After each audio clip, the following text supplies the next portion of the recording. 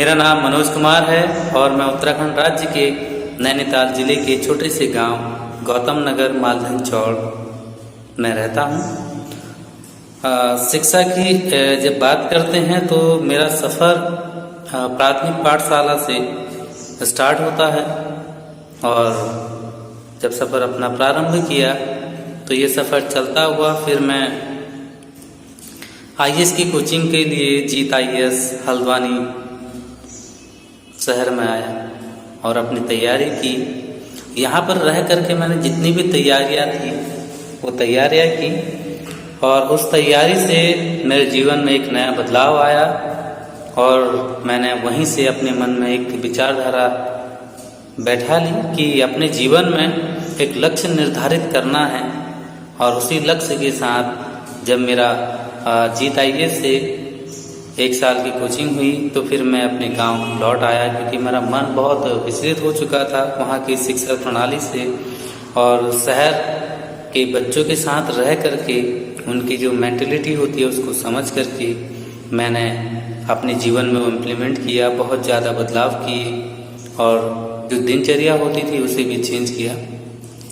यहीं पर रह करके जब मैं अपने गांव की ओर रुख कर रहा था तो अपने गांव में जो स्थिति होती है गांव में बच्चों का एक तो एजुकेशन हब नहीं हो पाता, शिक्षाएं प्रोवाइड नहीं हो पाती हैं, किताबें प्रोवाइड नहीं हो पाती हैं, बहुत सारी समस्याएं गांव के बच्चों के लिए आती हैं। तो इसके लिए मैंने एक सुझाव अपने मित्रों के साथ रखा।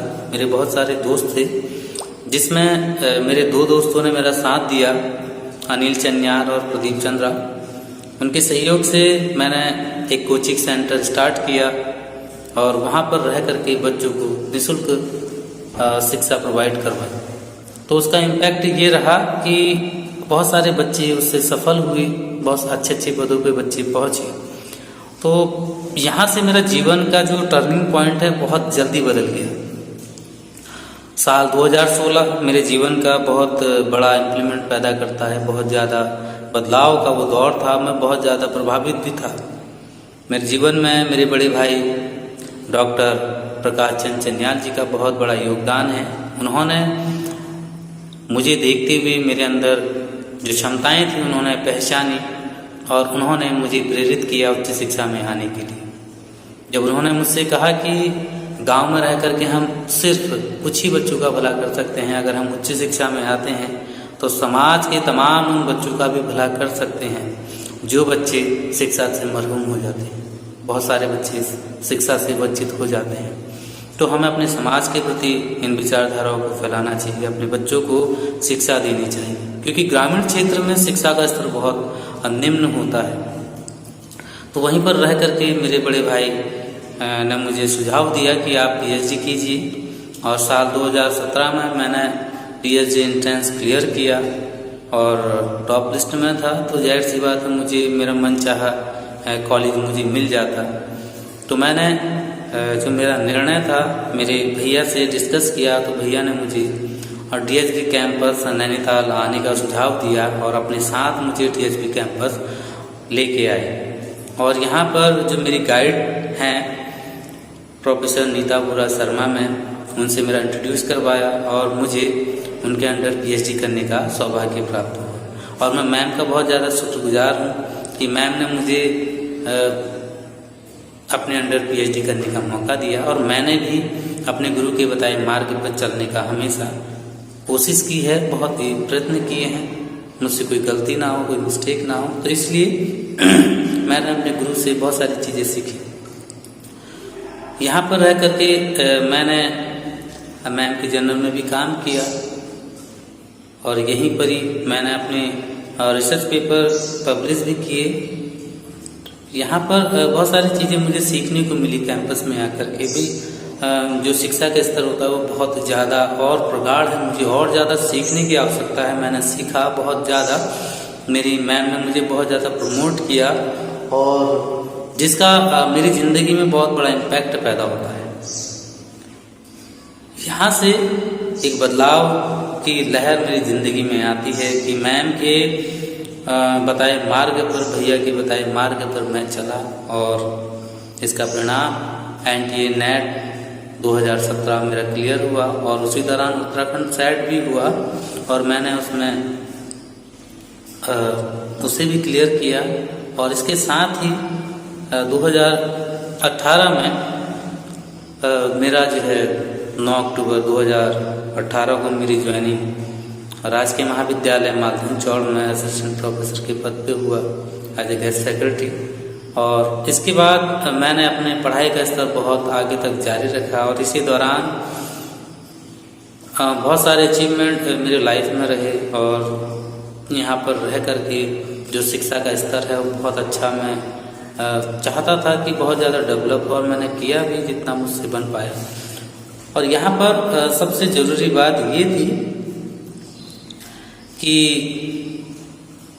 कोविड-19 के दौरान मैंने बहुत जो चीज़ें की हैं, लगभग 150 से ज़्यादा certificate international national webinar, conference, workshop, e quiz, तमाम ऐसी चीज़ें रही जो मैंने अचीव की और 150 प्लस सर्टिफिकेट मेरे पास अभी है।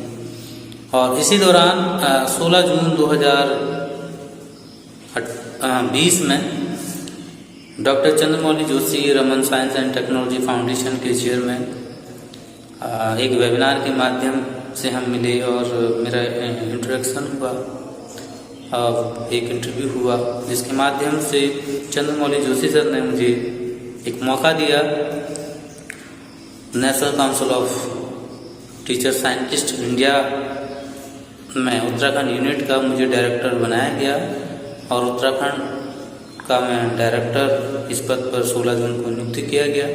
और इसी को देखते हुए APJ Abdul Kalam national council of young scientist India Uttarakhand unit का मुझे फिर से डायरेक्टर बनाया गया और ये मेरी अचीवमेंट रही। इसी दौरान मुझे ये चीज़ें मिली और 5 सितंबर 2020 को दिव्या हिमगिरी मैगजीन ने अपना 3rd सेरेमनी में उत्तराखंड राज्य स्तर पर शिक्षकों को सम्मानित करने के लिए सर्टिफिकेट प्रोवाइड करवाया, जिसमें मेरा जो है प्रतिभाग रहा। तो मुझे टीचर ऑफ द ईयर 2020 के लिए सम्मानित किया, एज ए सर्टिफिकेट मुझे प्रोवाइड किया गया। और यहाँ से मेरा सफ़र फिर से और अभी भी आगे तक है। और मैं चाहता हूँ कि ज़िंदगी में बहुत सारी चीज़ें होती हैं, व्यक्ति सफल होता है और सफलताएं हर किसी को अच्छी लगती हैं, पर विफलताओं को भी हमें मानना चाहिए। जब सफलताएं हमारे कदम चूमती हैं तो हमें हंस करके उसका अपने जीवन में उतारना चाहिए। और तमाम ऐसी चीज़ें हैं जिसको हमें अपने जीवन में ढालना भी चाहिए। और तमाम ऐसी चीज़ें हैं जो मैं बताना भी चाहता हूँ कि मेरे जीवन में बहुत सारे बदलाव आए, जिसका मैं बहुत कुछ करना चाहता था और हुआ है, अभी भी कर रहे हैं। और मेरा 5 अक्टूबर 2020 को मैंने एक फाउंडेशन बनाया, ज्योतिबा सावित्रीबाई फुले समूह, जिसमें सिर्फ ओनली गर्ल्स के लिए ये समूह बनाया गया था, जिसमें मैं सिर्फ गर्ल्स के एजुकेशन और उनके आत्मरक्षा के लिए जूडो, कराटे, ताइक्वांडो के योग्य व्यक्ति हैं उनको मैं अपने महाविद्यालय में इनवाइट कर रहा हूँ। और उसी के साथ जैसे ही कॉलेज हमारे खुलते हैं तो उस व्यक्ति को रख करके पूरे महाविद्यालय में जितनी भी छात्राएं हैं हमारी, उनको जूडो, कराटे और ताइक्वांडो सिखाया जाएगा। और उसका जितना भी खर्चा होगा वो इस समूह के माध्यम से चलाया जाएगा। इस समूह में लगभग कॉलेज स्टाफ और बाहर के जितने भी लोग हैं वो अपनी सैलरी का 1% इस फाउंडेशन में देते हैं, जिसका पूरा का पूरा खर्चा जो भी विवरण होता है वो इसी के माध्यम से किया जा रहा है। और मेरा जो प्रोफेशनल है वो असिस्टेंट प्रोफेसर के पद पर हूँ और मेरा प्रोफेशनल शिक्षा देना और शिक्षित करना है। और मैं समझता हूँ कि असली मज़ा तब है जब हम किसी कमज़ोर छात्र को एक प्रतिभाशाली छात्र बना दें, तभी मज़ा है। और शिक्षा का ये नहीं कि भी आपके सामने प्रतिभाशाली छात्र बहुत होते हैं, आप उनको प्रमोट कीजिए, पर असली मज़ा प्रमोट करने का उस छात्र को है जो सबसे ज़्यादा बैक बेंचर होता है, जिसको उसकी कमजोरी को देख करके उसे एक प्रतिभाशाली छात्र बना सके। मेरी गुरु मेरी गुरु माता हमेशा कहती है, जिनके अंडर मैं PhD करता हूँ, वो कहती हैं कि प्रतिभाशाली को आप पढ़ाइए, उसके अंदर जितनी भी चीज़ें हैं वो आ जाएंगी। बट असली मजा तब है जब आप किसी कमज़ोर को प्रतिभाशाली बना दें, वो ही एक अच्छा शिक्षक कहलाता है। तो इसीलिए मैं समझता हूँ कि शिक्षक को ऐसा होना चाहिए जैसे छात्र उनके सामने आए, जैसे एक गीली मिट्टी होती है, उसे मालूम नहीं होता है कि मुझे क्या बनना है। एक शिक्षक को मालूम होता है, एक कुम्हार को मालूम होता है कि उस मिट्टी का मुझे क्या बनाना है। तो शिक्षक भी अपने शिष्यों के साथ कुछ ऐसा ही करते हैं कि वो एक गीली मिट्टी के समान है, उसको चाहे तो बर्तन बना दे, उसे चाहे तो सुराही बना दे, उसे चाहे तो कुछ भी बना दे। अब वो सीखने की कला उस विद्यार्थी को तो मालूम नहीं है, वो कुम्हार ही जानता है, वो शिक्षक ही जानता है कि उस मिट्टी का मुझे क्या करना है, उस बच्चे का मुझे क्या करना है, उसे किस राह में ले जाना है। तो ये तमाम चीज़ें हैं। और मैं धन्यवाद देता हूँ brand of India private limited का, जिन्होंने ये ऑर्गेनाइज करवाया। और मैं